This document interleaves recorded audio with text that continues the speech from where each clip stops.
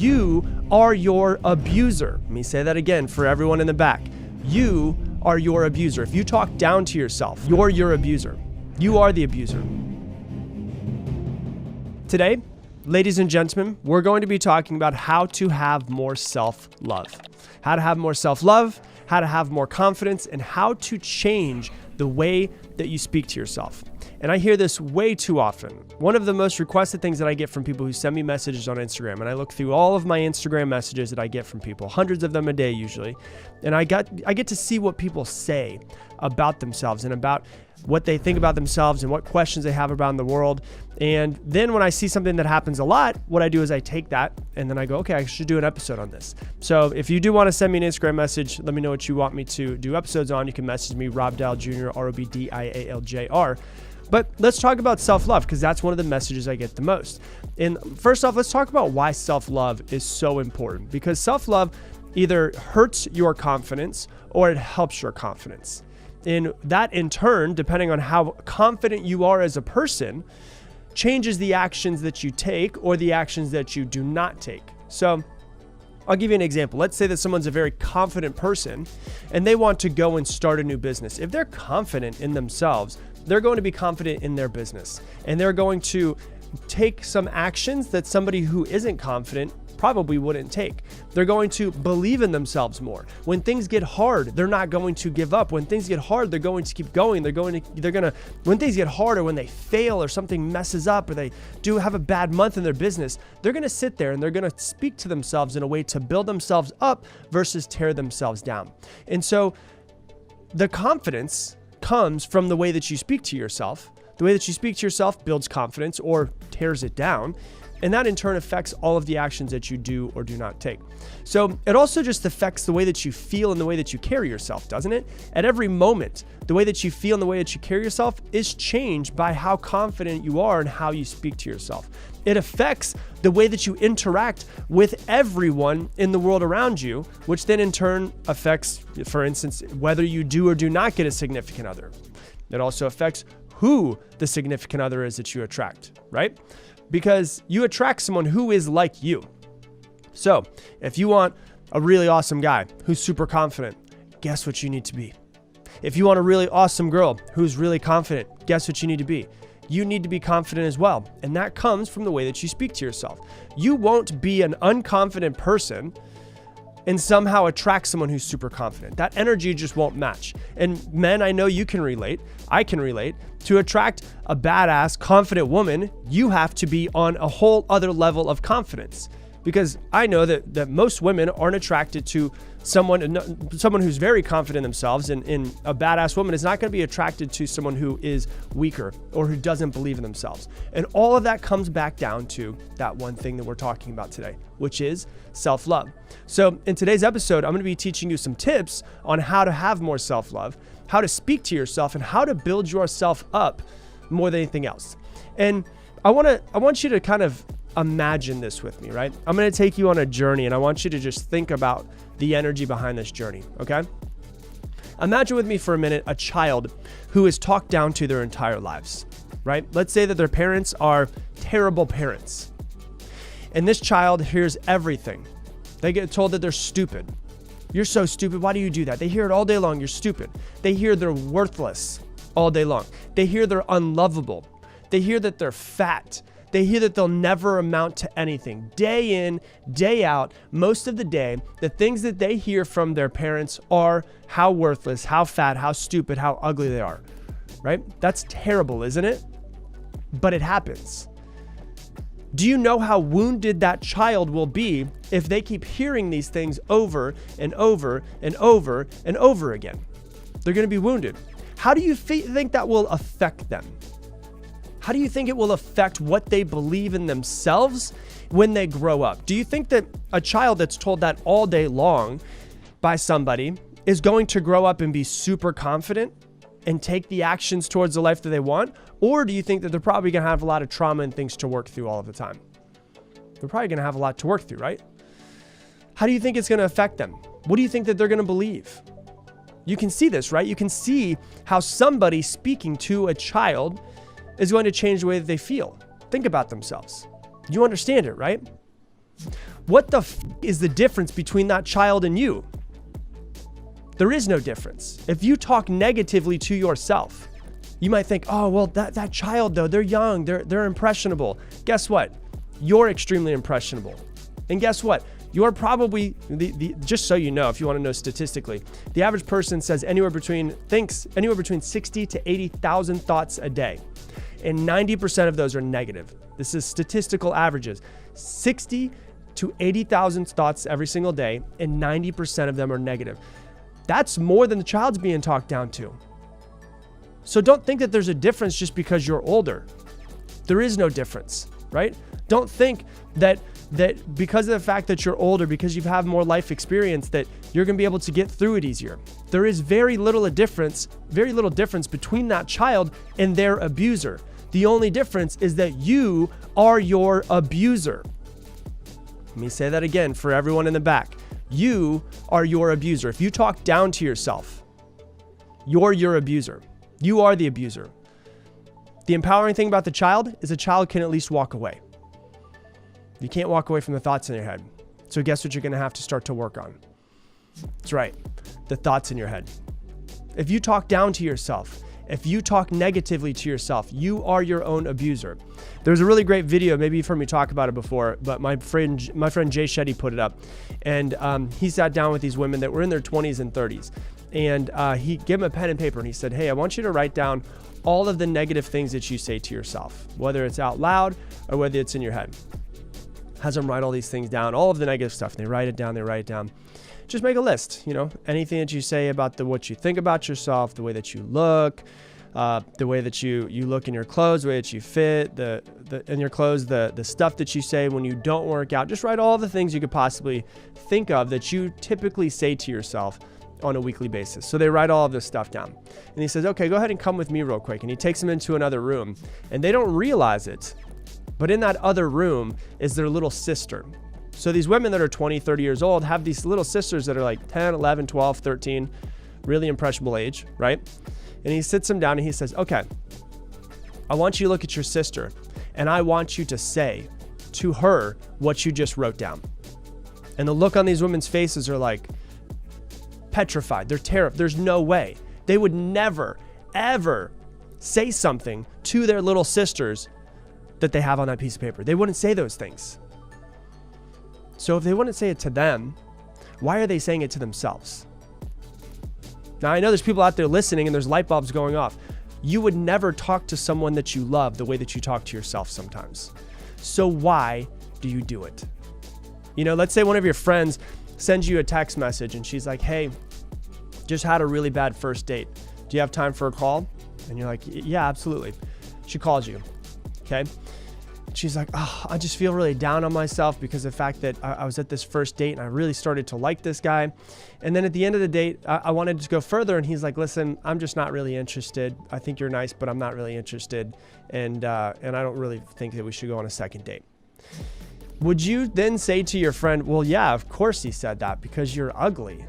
Of course he said that because you're stupid. Of course he said that because you probably don't fit in that dress very well. Of course you said that. Do you want to know why? Because you got that pimple that's on your nose. Of course he said that because everybody tends to walk away from you. Of course he said that because you're unlovable. Of course he said that because this and this and this and this. Would you ever say that to one of your best friends after they're going through something like somebody not being interested in them in the first date?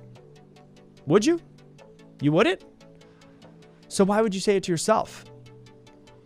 Think about that. Put yourself in those situations. Maybe you haven't had that exact same situation happen to you, but maybe you've had some sort of situation where someone that you're interested in is not interested in you. And so what do? Instead of building yourself up, you break yourself down. Of course he's not interested in you. Of course she's not interested in you because you're too fat, because you're unlovable, because you're stupid, because this and this and this and this and this. And you just list off all of the reasons why somebody would not be interested in you.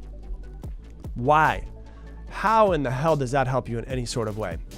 Right? One of the things that I do whenever I get up, I've done this many times speaking on stage, is I'll stand in front of a group of people and I'll say, everybody get your pen and paper out real quick. And I'll have a couple hundred people in the crowd and I'll say, okay, here's what I want you to do. I'm going to give you 60 seconds. I want you to write down everything that you don't like about yourself, everything negative, everything that's bad in your life, everything that you don't like about yourself. Just write it all down. It could be in your head. It could be something physically. It could be something that you've done in the past. I want you to just write down every possible thing that you can think that you don't like about yourself, every negative thought that comes into your head, everything that you typically say. Just think all of that stuff, put it down on a piece of paper, write it all down. Let's see who can get the most. Ready, set, go. And it's insane to see this because I've done this so many times. And I let them go for 60 seconds. And people are writing, like they're basically scribbling, like they're writing so fast because they have so many things that they can write down. They're writing and writing and writing and writing. It looks like they're trying to literally tear through the paper. There's sometimes there's so many things. And I'm like, how many did you get? Raise your hand if you got more than 20. Everyone's hand goes up. Raise your hand if you got more than 30. Everyone's hand stays up. Keep your hands raised if you did more than 40, 50, 60, 70, 80. And then usually we'll get to around 60, 70 things is the person who got the most, right? And I say, okay, let's try something else. I'm going to give you 60 seconds. I want you to write down every single thing that you love about yourself. Ready, set, go. And the blank stare that I get on people's faces is eye-opening because people are looking at me like, I don't know a whole lot of things. And then they write down a couple things. And then you can literally see the average person has like 4 things on their paper that they come up with that they love about themselves. 5 things they come up with. 6 things. The most will get like 17 that they love about themselves, when the other way around, the most they had was like 80 of the things that they hate about themselves. Right? Just think about that for a second. How crazy is that people, and the reason why is because people are not usually focusing on what it is they love about themselves. They're usually focusing on the things that they hate about themselves, the things that they don't enjoy. What's that going to do for you? Right? We're always focusing on what we don't have, what we're not good at. It's crazy to see it because you can literally see in someone's face as they're writing, oh my gosh, I don't know any. I put up a picture the other day and it was a quote on my Instagram, and it said, the quote said, if I told you to write down all of the things that you love, how long would it take until you named yourself? And so many people responded, that wouldn't even have popped into my head, right? So we get caught up in who we are, who we're not. We compare ourselves to everybody else, right? Comparison is the thief of all joy. You don't love your body because you're looking at somebody on Instagram. You tell yourself you have a fat ass because you're comparing yourself to some Photoshop model on Instagram. You don't have the same butt that she does, right? You talk trash to yourself because you procrastinate and you just happen to see a picture of one of your friends from high school who just bought a massive house. So then you start comparing yourself and how you're not good enough, and you procrastinated earlier today, and I bet he didn't procrastinate or she didn't procrastinate when to be able to buy that house. But look at me, there I am again, just procrastinating, right? You're pissed off because you're driving a 20-year-old Kia and you're thinking about the 18-year-old millionaire that just became a millionaire off of Bitcoin, putting up pictures on Instagram of his new Lamborghini, right? So you're looking at what you have and don't have, and you're comparing it with what other people have or don't have, which might not even be a true reality, which is the craziest part about it, right? But I want you to realize this: where you are right now is where you are. It is a fact. You are nowhere else. You are where you are. All of the things that you've done in the past, all the things you've thought, all the action you take have gotten you to exactly where you are right now. There's nothing that you can do to change that. The only thing that you can change is from right now moving forward. And here's the thing. I do know one thing. It's a lot harder to get motivated to go to the gym. It's a lot harder to get motivated to stop procrastinating. It's a lot harder to do the things that you need to do in order to create the life that you want when you feel like crap. It is. Like, if I don't feel good, it's hard to get myself motivated to go to the gym. It's hard to get myself to not procrastinate when I don't feel good. When you don't feel good, you don't take action. And guess what talking trash to yourself does?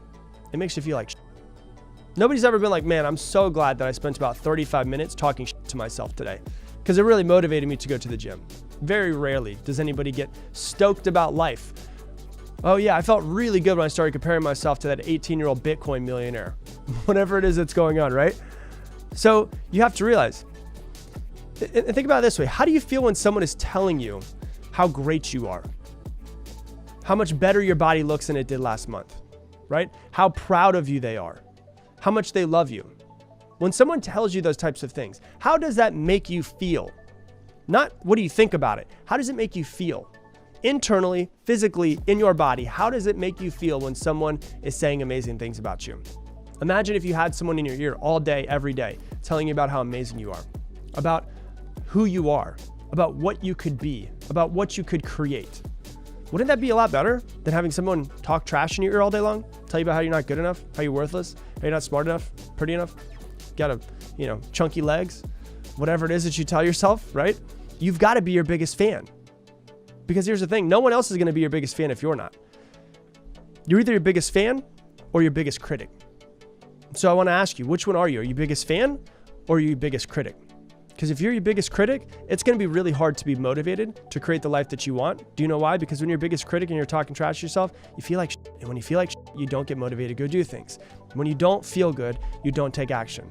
So you get what you focus on. What are you focusing on? Are you focusing on the improvements that you've made since last year? Or are you focusing on you're still not where you want to be? You focusing on the fact that you've lost 10 pounds? Or are you focusing on the fact that you still need to lose 20? Think about that. And it's something that we've all done. We've all done this. This is something that every human deals with in some sort of way. Let me give you a tip on something that would help you that I've done before. And this is a little ceremony that you could do for yourself, for your fears, your limiting beliefs, for all the trash that you think to yourself. I want you to take a pen and paper. I want you to write down everything that you say to yourself. All of the trash, all of the things that you want to get rid of, all the things you want to release, all the things that you say to yourself that you no longer want to say to yourself, everything that holds you back, all of those things. I want you to write down all of the things that hold you back in some sort of way. Okay? All the ways you talk to yourself. Then I want you to make a massive list of all of your fears, all the things that you're worried about, other people's opinions, rejection, failure. Write it all down, as much as you could possibly think of. Then I want you to write down your limiting beliefs, all of the things that you think are truly holding you back, but in reality, they don't even exist most of the time. Write it all down. I want you to write down every single thing that you could possibly think of. And I know the majority of you listening are not going to do this. I'm realistic. I understand that. But what I do want you to do, for the 5% of you that do this, is to actually do this and take time. Because I promise you, it'll help you out a lot.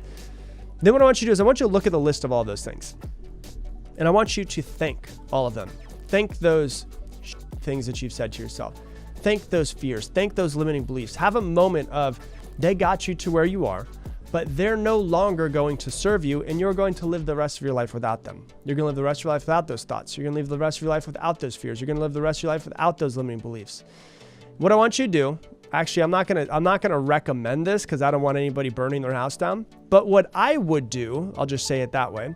What I have done in this situation is to look at all of those things and to then take it, light it on fire, and then throw it inside of a trash can, like a metal trash can. I've done it that way. And I've also done it inside of a sink before, because sinks are usually metal, right? And literally watch those things burn away and realize that's how much they actually physically exist in this world. They don't need to be with you any longer in the future. And let go of them, because you're either your biggest fan or your biggest critic.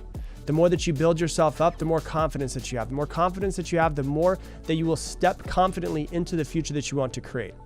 So, you would never talk to yourself the way that you would never talk to someone that you love the way that you talk to yourself. So, from this moment on, start to be more aware of the thoughts that you have, the things that you say about yourself. And if you see something pop up that you don't like, change it in that moment. Switch to the thought that you would prefer to have about yourself. And that is the way that you build yourself up, and also the way that you're going to have more self-confidence, the way that you're going to talk to yourself, the way that you're going to love yourself at a deeper level. Hey, thanks so much for watching this video. If you want to learn even more about mastering your mind, click right here and watch this video as well. Stop doing things that you don't like. I don't know about you, but that.